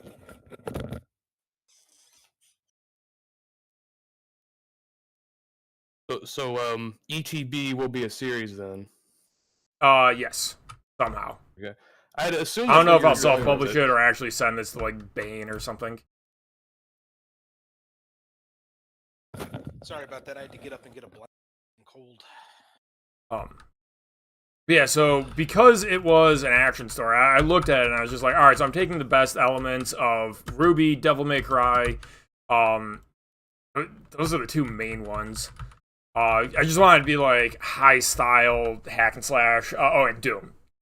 Doom, Devil May Cry, and Ruby were the 3 core inspirations there. I think there's pretty obvious overlap. I looked at it and said, okay, why do people like these things? And it's just like, okay, so it's the style, it's the smugness, it's the competency, it's the giant, horrible monsters that just get slaughtered in the name of humanity and so on. And it's also, like, people that you would want to hang out with kind of deal. Like, because let's be real, that's, like, the only reason to watch Ruby is it's animated well for some of the fight sequences, and you like the girls. And when they say kill off the only girl that you like, the viewer stops watching. Yeah, I know. I stopped watching. Well, in fairness, some people keep watching for the memes. They have those at Rooster Teeth still. Unintentionally, you didn't see homophobic Ruby. I remember something about that, but I don't know the specifics. Literally, it was because the writers are hacks and couldn't imagine introducing a male character worth a damn. They had to ship Yang and Blake together, right? So it was like when they made it official or something like that. Ruby was busy having a mental breakdown. She just yelled at them, which had nothing there was nothing actually homophobic about it. But it was, Ruby yelling at her gay sister, and it just got memed to hell and back. It was a good meme for a week. I'm surprised no one did like a Christian Bale edit of that scene. Good for you! As that explains, I vaguely remember seeing in the Razor Force Discord a bunch of memes of the Ruby Rose chick holding up anti-gay signs, like she's a Westboro Baptist Church member or something. I mean, yeah, that meme caught on because people know that the writers would hate it because it's not Monty anymore. Why would people go on the internet and try to antagonize other people? I don't understand. A certain mouse wouldn't know anything about that. Boy. Oh, and by the way, someone actually, you were complaining about the expiration of the mouse copyright the other day and how people shouldn't make a gritty reboot, I believe it was, Craig. someone actually came up with an interesting idea that I think actually could work, and I forgot where I saw it because I'm dumb. But for years they've wanted to reboot Steamboat Willie and have him cross over with Felix the Cat in a Detective Noir story called The Cat and the Rat. I thought that was the Cat and Mouse detective Cat agency. and Mouse. Yeah. You're right. So you saw That could be cool. Right then. But the thing is that like that's not a gritty reboot. I mean, Detective Noir is pretty gritty. It's well, not maybe. But it's Are you not specifically- it's not Mickey's Horror Show, The Mousetrap, or whatever is coming out. Oh boy. Anyways, so to finish my thought after getting derailed about Maybe we could memes. Make a reboot of Mickey in like Rob Liefeld style. The reason I was bringing up ETB and how I basically avoided needing an outline is because if you break it down as like why are these IPs successful? Why do people enjoy them? And then okay, so it's if you just say it's elements X, Y, and Z, you start going, okay, well, how do I include those? Which is like kind of the soulless screenwriter way of creation, kind of. God, this is the longest freaking conveyor belt I've ever seen in my life. This is why I need a car, apparently. But it's just like, okay. So I need a monster that is just a giant, big ass demon monster for the protagonist to strategize around and fight. Alright, well, let me include one right here. But that's not really final boss material. You need someone smug to be, like the Virgil character to actually have a character. So let me introduce a character like that. Because those are fun for people to see defeated. And you know what? People like smug bastard villains. And they're also a lot of fun to write. And when you force yourself to be aware of like what's actually enjoyable about a story, it becomes pretty obvious like what kind of set pieces to include, such as if you're doing a subterranean travel log, you really want to have sections where it's just like, all right, at this point they're sailing down a river on a rickety raft and they have to go over rapids and waterfalls because they're being attacked by monsters. Like, you don't even need for them to have like an action response, but like, just the brave explorer on safari has to fend off, the wildlife as he's trying to get from point A to point B. That's a source of tension and excitement, and you get to see the world. It matters that they are on an exploration. It's and it's like filler tension, Yeah. And once you have those kinds of ideas, you can then ask questions like, okay, so now that I've figured out the grand plan, how does that interact? How does the fact that, my protagonists are trying to hunt down their cousin who has nefarious aims of stealing something or other, I don't know, how does the antagonist interact with this set piece?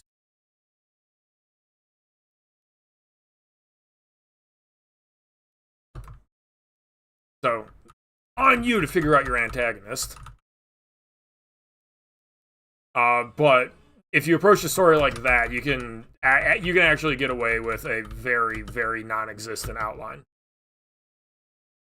You keep cutting out, Craig. Dude, I really need to set up my actual microphone. I do not understand why you have so many difficulties with your expensive mic and my cheap ass mic.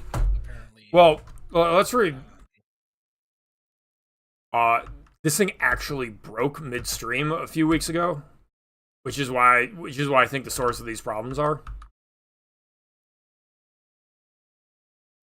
You didn't have any duct tape or glue? Fix it? Something popped on the electronics inside. That's all I really know. I see. But much like us, it is broken inside. Truly. Broken inside, but it still works. Still works. Yep. Me too, vending machine. Me too. Still limping to the finish line.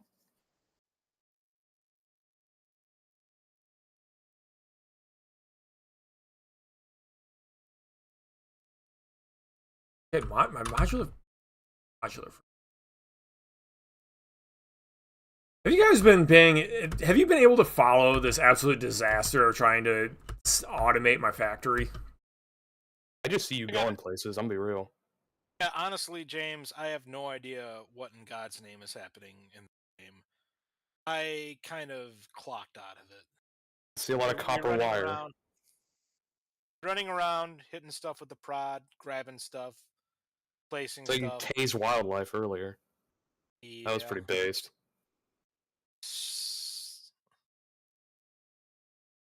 My one goal in life is to pepper spray a deer, and I did it in summer of '08.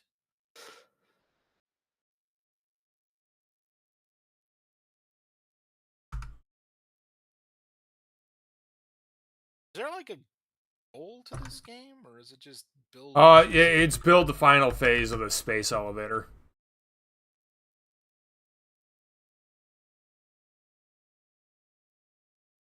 Why is my power grid not connected? I don't understand. Oh, we actually have someone chatting. A.S. Brunnert says, Hey, A.S. Brunnert. Hello. Unfortunately, we don't have Jeff. Jeff would be able to fix this. He actually joined the guild. It's generally considered poor form when someone arrives to say, yeah, it's nice that he showed up, but you know what? I really wish he was instead. God damn it, man.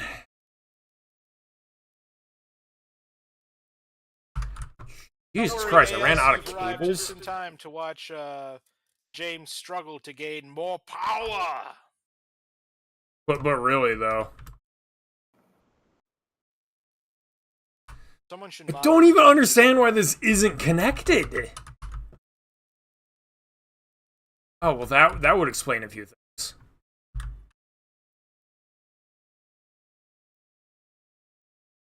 I mean, James, I keep telling you, you need to work on your connections or you'll never get anywhere in this business. Christ, I'm gonna reach for this computer and slap you.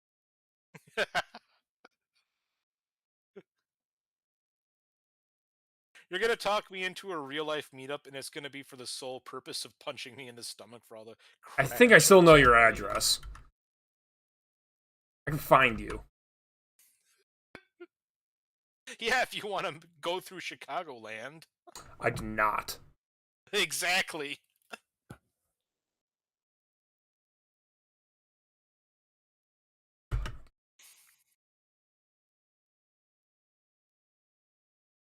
Why has my reinforced plate stopped working? Slow. Alright, so let me turn this back around. I claim a lot of things about how to just use set pieces and enjoyment and that kind of stuff to make a working story. When you were reading Embrace the Blood, did it read like I was just jumping between set pieces? So your mic cut out like in the middle of "I claim." Yeah, it cut out. Oh, did you think of that? Point. I mean, if you like, I can make up my own version of what question you asked and answer that, but I think that might be counterproductive. And it's doing it again. I see your lips moving, but no sound is coming out. He has no mouth and he wishes to scream.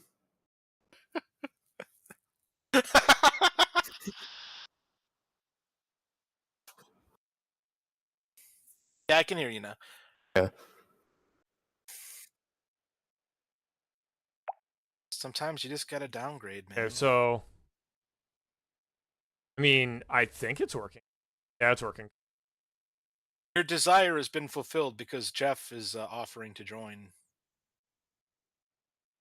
Okay, so what I was saying was, I claim that that's a functional way of writing a story. When you're going through and beta reading for me, Adam, does it read like I'm half-assing it and stumbling from one idea to the other, or does it read coherently? It reads coherently, yeah. I wouldn't say it's like jittery or jumps around at all. Sometimes it's not improper the way you're doing it, but one thing I've been meaning to mention was like sometimes the chapter by chapter perspective thing kind of throws me off, but that just might be a personal thing. If nobody else is complaining about that, then it's probably just me.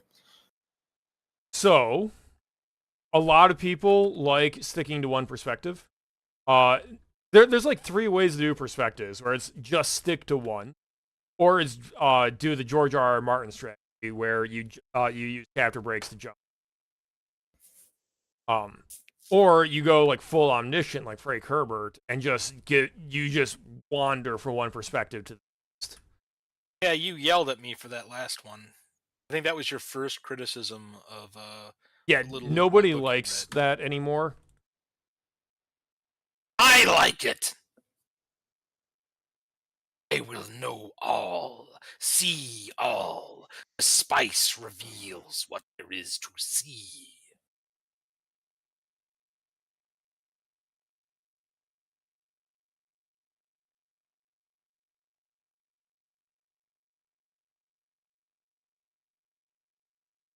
I need to get this coal working. I'm going to lose my absolute mind if I have to keep doing it. Moment when you need electricity to power your coal plants, but you need coal to power your electricity. Dude, it's a vicious cycle. So what I could do to help that, though, because I understand that not everyone likes the chapter-by-chapter perspective slip. An option I have is just titling every chapter with who the perspective character is. Do you think that would help? It would help. I'm always hesitant to kind of do that stuff just because it seems like a very new age way of writing, which I suppose is not a problem. It's just not what I'm used to. Isn't that what George R. R. Martin did in a couple of his books? That is what George R. R. Martin did, and he's very successful. Oh, I'm not doubting. I've never read his books. All I know about is like the floppy wieners and stuff. Wiener, wiener, wiener, wiener, one wiener. I want to track down some of his other work. He has other works? Yeah. My understanding is when he's not writing Game of Thrones, so most of the time, he's actually a detective author. I think his thing with Game of Thrones is he's kind of written himself into a corner, and the fact that the television series blew up in a spectacular fashion has made him very afraid to finish. Because if he just keeps writing other stuff, never finishes Game of Thrones, people can make up their own ending and assume that that's what he would have written. No, he won't have to go down in history as a hack. People can make up their own endings and then get sued by him for copyright infringement. He's literally in court for that right now. Oh, he's done that? Yes, he is in court. Someone used ChatGPT to write Winds of Winter and Ouch. From the outside looking in, I always thought he just would write one if he ever needed like a paycheck or something. Wait, stand by. Oh, right, no, I know what you're talking about now. Someone wrote their own end. Okay, no, I know what you're saying now. But what the fuck, you like? If they're did they try to publish it or what the hell? I think they just uploaded it. It's just fan fiction. Yeah, but they used ChatGPT for it, man. That makes them Satan. Who the fuck cares? It's fan fiction. You're gonna go after. You're not allowed to think this or say it. These are copyrighted thoughts. No, F you. If I speak my true feelings, I will get this stream demonetized or blacklisted, shadow banned, whatever you want. I wish harm upon people who do that sort of thing. Violent harm from the sky.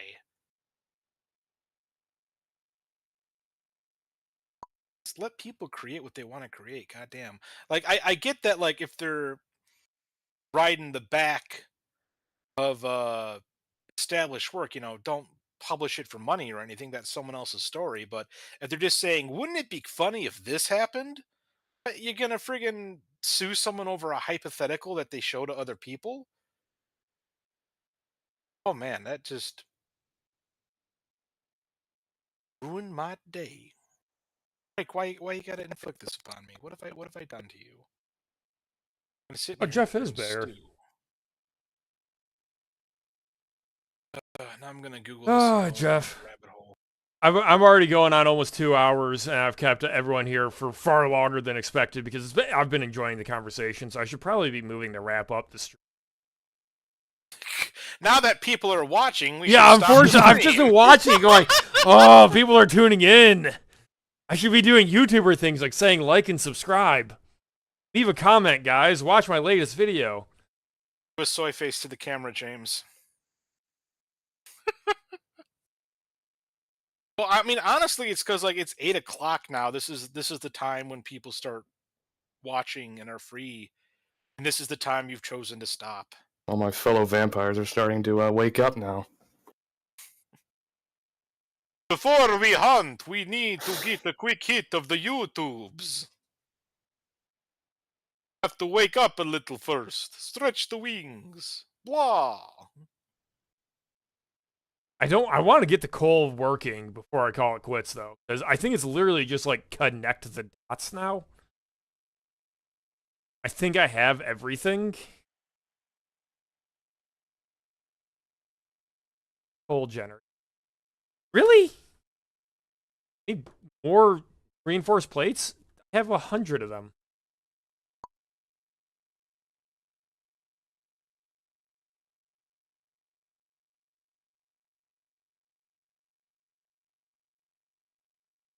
Rotors are seriously the bane of my life right now. Unfortunately, I'm manufacturing them on like the wrong side.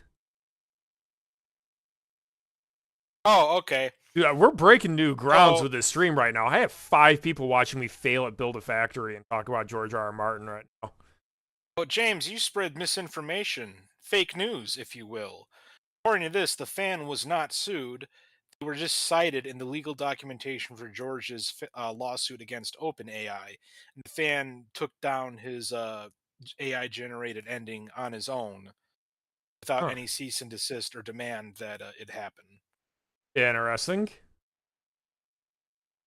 I'd probably do the same if I was brought up in some big-ass legal case like that.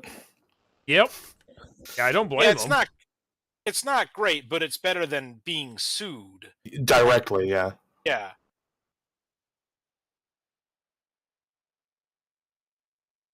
Oh, What are you laughing about now?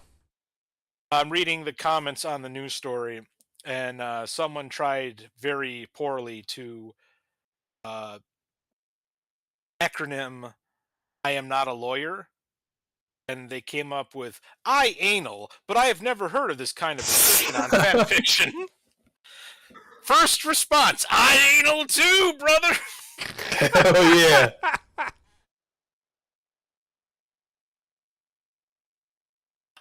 Second highest comment, fuck off, George, it's been 12 years. It's actually been longer. When I was just starting to get into Dungeons and Dragons, when Dungeon Magazine and Dragon Magazine were still a thing, I read an upcoming excerpt of the new, oh god, which was it? Storm of Swords or Feast for Crows? Which one has the drowned guy prophet show up in it? Dude, you got me. I read those books like a decade ago. It's like the second book in the series, but it was a preview for that book. I read that when I was like 10. Like we were still on Advanced Dungeons and Dragons 2nd edition. That's when that book came out. You guys think I can actually get this line all the way back to the coal plant? Some good old elbow grease and some can-do attitude, anything's possible. Look, James, all great writers need to learn how to set up their lines. This is true. It's come to think of it, I was going for a cocaine reference, but that actually is literally true because of dialogue. It is literally true. Was that the joke you made a minute ago? Yeah, it was. It was several minutes ago, but yes. All that. One of the Silt Striders from Morrowind. It's called good writing right there. You set up a joke, you pay it off again later. It's free real estate, man. Keeps us accountable. This is interesting. Apparently, Martin is on record as being opposed to fan fiction, which she does view as copyright infringement and a bad exercise for writers in terms of developing skills. Is it? I mean, it's still experience, I think. Well, that's kind of the thing. Like, I would call him an idiot to his face if he said that to me, because the way I've learned it is that friggin' teenagers and high schoolers, they cut their teeth with fan fiction and they shake all the grammatical errors and horrificalness out of their system so that when they go on to the original work, it's at least somewhat readable. If they don't do this, then your first stories are going to be godless pieces of protoplasmic garbage that seep into your ear and infect your brain with horrid that you will never get rid of, ever. So, have you guys heard of deliberate practice? Is that like mindfulness? The same people that talk about mindfulness talk about this. Oh boy. I think I have heard of it, yes. Educate us, What hang on. please. What the hell is that thing? Something is on your world that isn't a machine. What is this? Don't turn around. The big elephant-looking thing. Yeah, What are you talking about? The Morrowind ass-looking alien. like it looks like a butt with legs. Yeah. I have no idea what you're talking about. Well, that's See because of the stream delay. We're seeing it like 5 minutes ago. So It's back that way. yeah, that's really helpful. It's back that way. Yeah, you know, that way. No, not that way, the other way. His name is Beans. Beans. Okay, I'll Should stop be screwing used- around because I actually that thing, the giant butt. Yeah, it's a non-hostile alien to remind you that you're on an alien planet. You should His kill it name anyway. is Beans, according to Jeff. Jesus. And I do not shock Beans because I think he could slap me and kill me. Oh. Friggin' Adam with the bloodlust over here. It's been over 2 hours. Jeff, are you and proud of murdered me? a simple Are you thing. proud of me? I have a coal power plant now. And if I can find a second water supply, I could probably get 2 coal plants going. And this is, I That's kinda think, like where my- I'm going to call the stream, because I hit a milestone, in my opinion. And I am just going to be here forever waiting for rotors to... I apparently cannot build enough rotors. And sustainability. Jeff brings up that now you truly have entered the Iron Age. What I gotta do, actually, is connect my 2 factories' power supplies. Now that I have, like, an actual power supply. But that will be work for another time. We need new power. Alright, Adam, I hope I helped, and didn't just use you for a fun conversation. Oh no, this has definitely been helpful. I'll be taking this stuff to heart. I'll definitely be going back and trying some new things. Authors Play, thanks for coming on. You were probably more helpful than I was. Because I'm you're like a more surprised to hear normal that. person than I. I am shocked to hear that.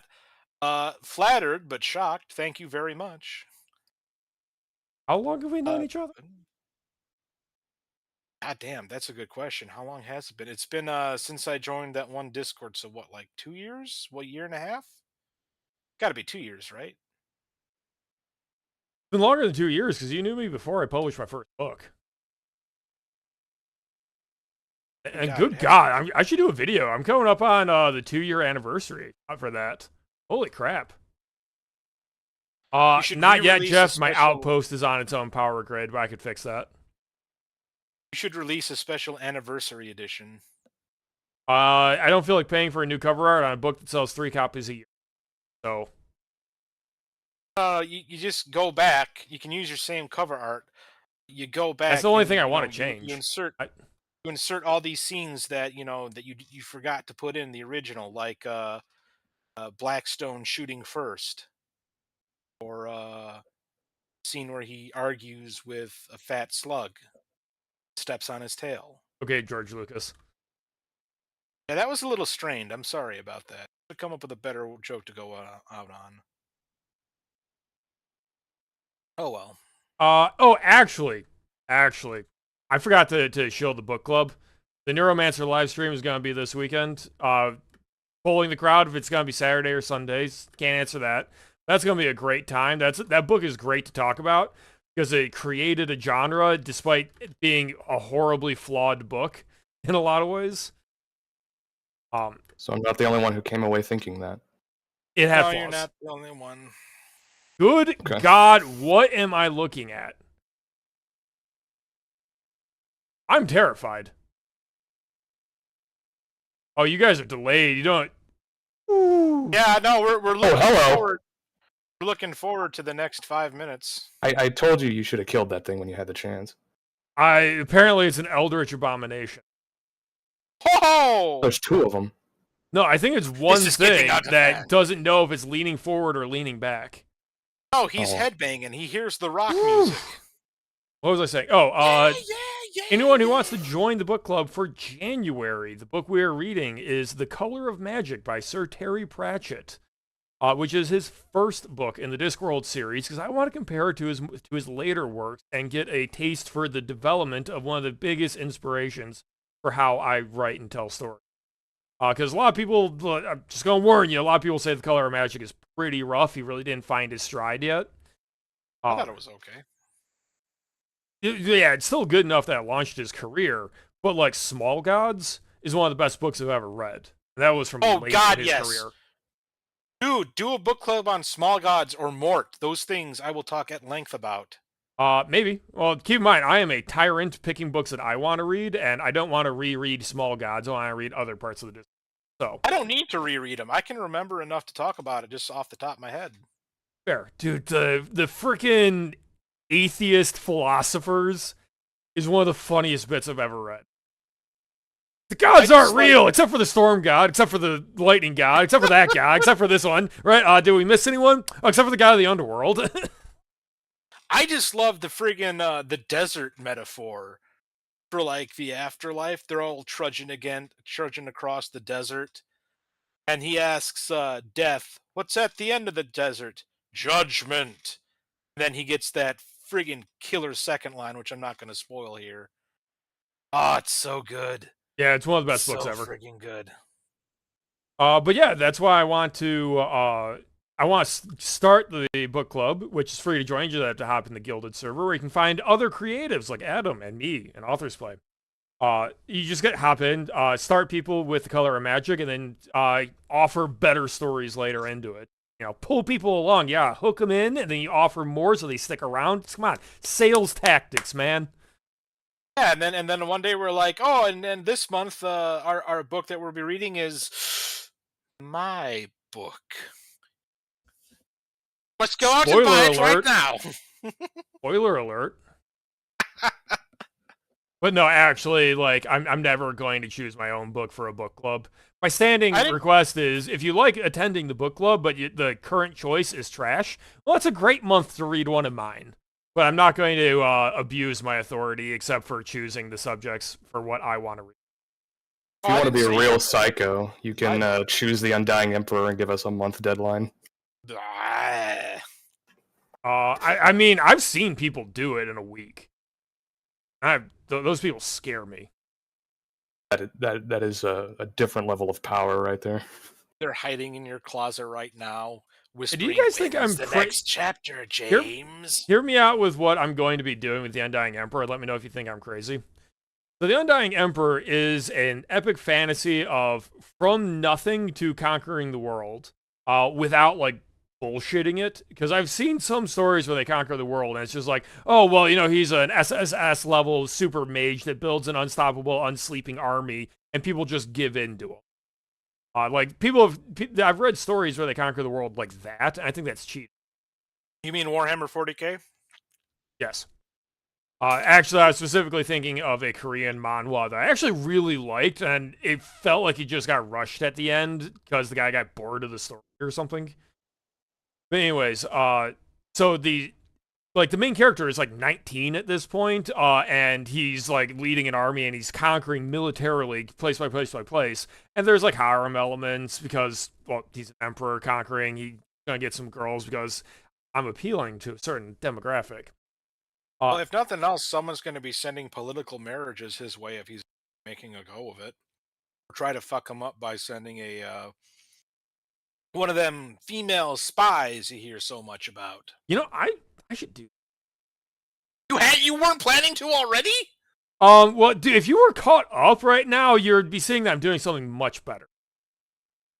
Well, I can do that too. But anyways, that's like the main story. But what I'm gonna write later this year is an unrelated spin-off that takes place in the same world. That as the connection is that it's such a famous story that it's like it's the most famous play that people go pay money to see during the time of the web novel. But the book itself is just going to be this standalone story, mixing up Romeo and Juliet with the Count of Monte Cristo. And the idea is going to be like, I'm going to self-pub that to try and bridge the people that pay attention to me because I'm a real author over on Amazon. And then say like, oh, well, you should check out this fantasy work. It's really good. And if you want more of this world, I have this web novel. Likewise, I have like 1,500 people reading my web novel that if I say, hey, if you want more of this world, pay me $3 for the ebook and you get a full complete story over here on Amazon, which, hey, by the way, now you're on Amazon, I've got all this other stuff. You think that'll work? Speaking of which, I don't see any problem with that problem. I don't see a problem with that problem. It seems like a legitimate sales strategy. Because I wonder, like, how many of those people that read on your web novel actually even know about your other stuff on Amazon? Well, if they read my notes, all of them theoretically. Oh God, he's still broken. Be free. I think you should be free, incorporate Beans. him into the machine.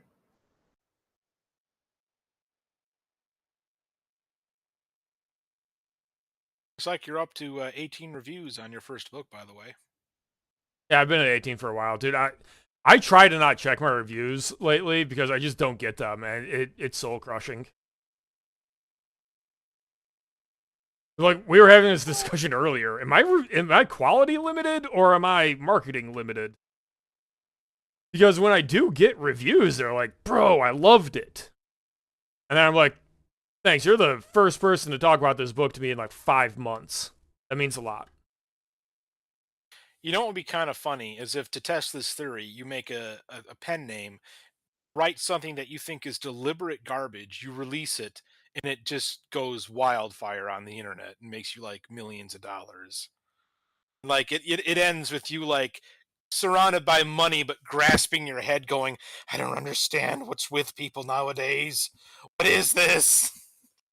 No, what I gotta do is I have to like invert my name and be like Kames Drake. And that's the liberal version of me. I'll put all the pronouns in the bio. Oh boy. Dude, it'll be like an A/B testing thing. Be perfect. We'll find out if where the love and fans really are.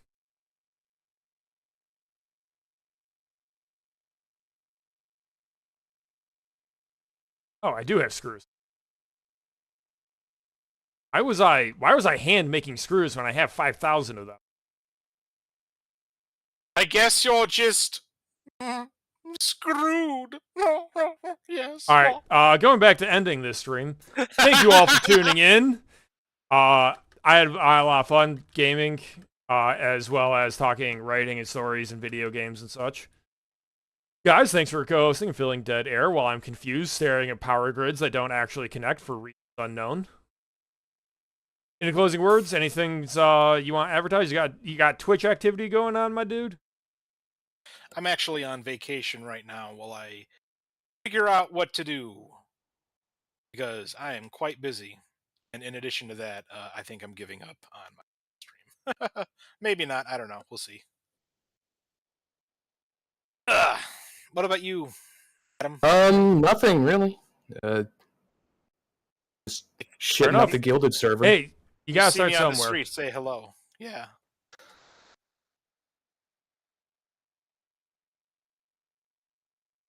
I hope.